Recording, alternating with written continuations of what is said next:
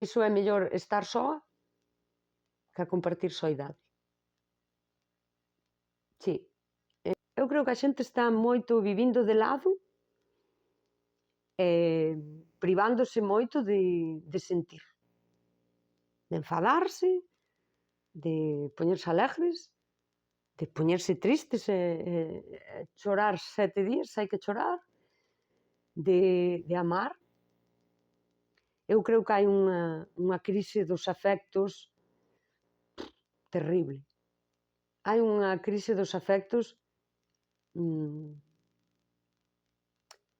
que nos fai iso, unha sociedade triste e chea de medo.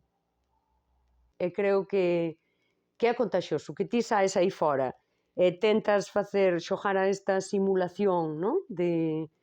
Do humano, e que a xente ten moito medo, está moi triste e que se contaxa. E daquela eu son a favor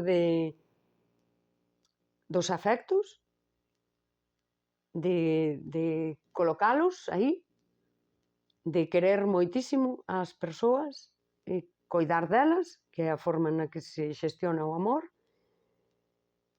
e cando se me saen destes superficiais, pois xa está, quitos da miña vida. E máis, moitas veces penso, non, a mellor ti quixécheslle tanto a unha persoa, quixécheslle tan ben, e puxeches aí o teu amor, e todo o que implica o amor, non? A compaixón, moverte por ver a persoa mellor, facer o que estivese na túa man por aliviar o seu sufrimento cando houbo. E logo a persoa era pois unha persoa do montón, non? Unha persoa, diría eu, perfectamente adaptada á sociedade. Estaba como moito máis superficial que a ti e diste, é daquela que máis lle dá.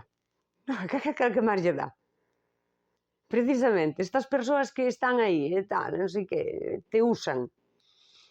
E despois desaparecen, pero despois parece que lles dá, pero que máis che dá? Non?